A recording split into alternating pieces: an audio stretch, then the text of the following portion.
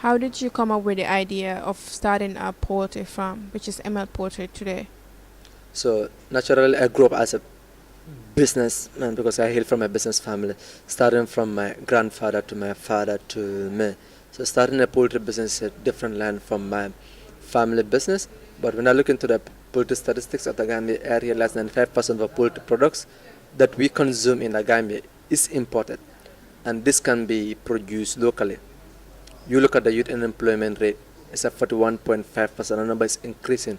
So me looking at all this, I said to myself, let me get into the poultry because I'll be producing quality food for the people. Alongside, I'll be creating employment and I'll be contributing towards the food self-sufficiency of the Gambia. So you had a business background when you were starting the ML Poultries, right? Yes, I had a business background when I was setting ML poultry, but it was not just in that because I was learning business from my dad. When I go to school, get up from school, I will go to his store, work there for about 5, 6 hours before I will go home. So I've already started learning the basics of business from him. Yeah, but even though you knew the basics of business, every business comes with its own challenges. What were some of the challenges that you might have encountered while you were starting your business? One of the challenges that every businessman will say to you is number one, access to finance. But in every business, you have the business aspect and the technical aspect of that business. Before getting into poultry, I have no idea about poultry management.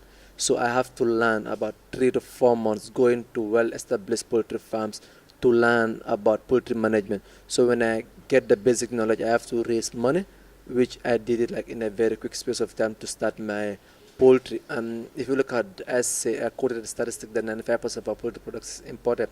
But if you look at the local products, it's much more expensive than the imported poultry products. So we face a challenge of marketing because people tend to look at things from a price point, not a quality point. But we have some customers also that goes in for the quality. So the challenge is practical knowledge. You have access to finance and access to market. But these are the challenges as business. Every businessman, there are a lot of challenges, but you have to get up overcoming the challenges gradually. And Alhamdulillah, so far we have been going for about 2 years now. So, how did you get hold of the finances to start your business? Did you have an investor invest in your idea? Just how did you get finances? Yeah. First, you have to invest into yourself first. You, as a person, you bring up some money. You look into your close circle, that is your family and friends. You talk to them.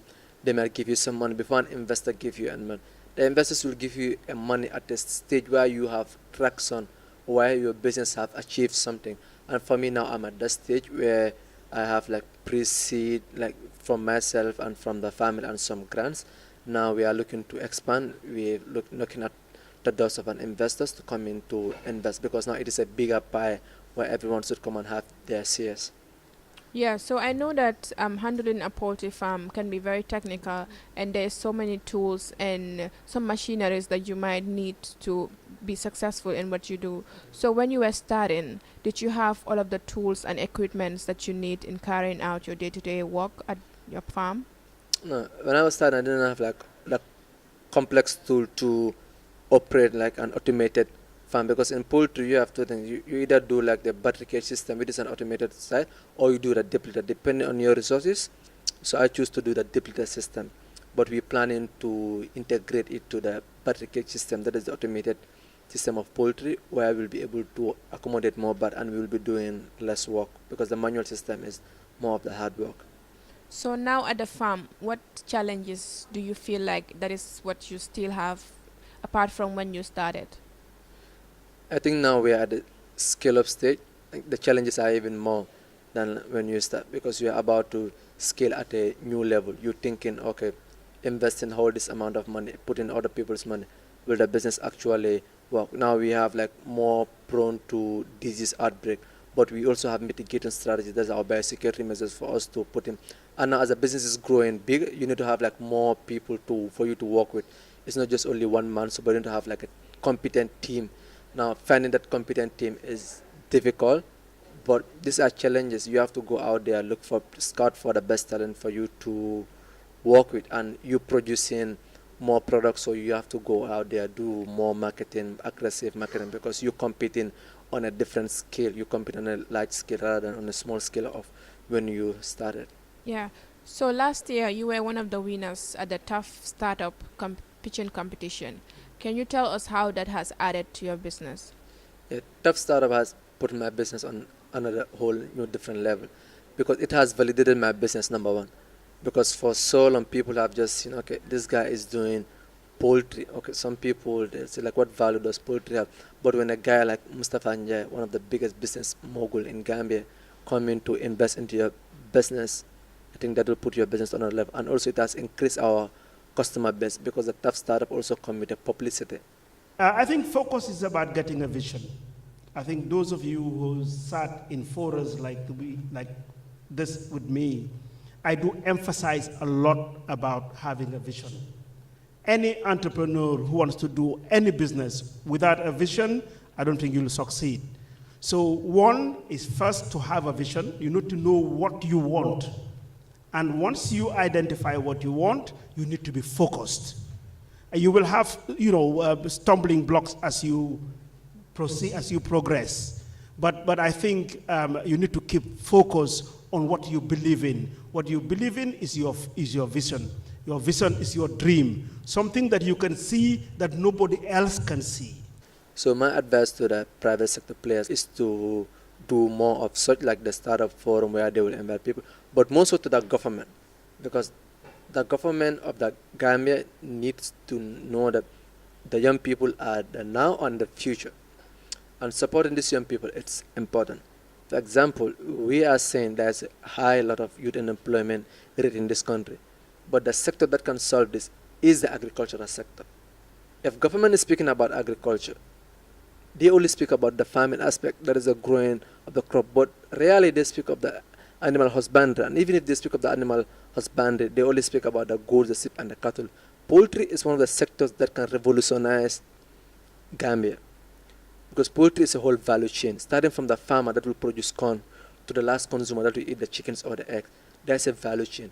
I think if the government is really serious about tackling the youth unemployment issue in this country, they have to invest more into agriculture, more so poultry, because this can change the dynamics of this country. Oh, so finally, what recommendations do you have, or just lessons that you might have learned on the way that you want to give to startups now? The lesson that I'll tell the startup is business is never easy.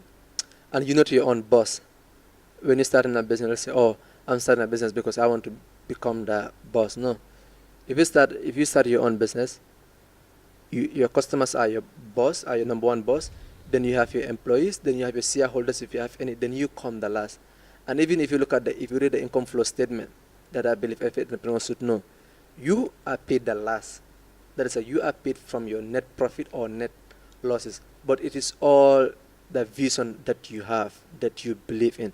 The journey of entrepreneurship is not easy, but with passion, determination, self-belief, and hard work, you will surely achieve your dream. But it is a collective effort, working with like-minded people. Some days it will be very hard, but when better days start coming, you will get to enjoy the journey. So to you, the startup that might be watching this, if you have the right vision, go in for it.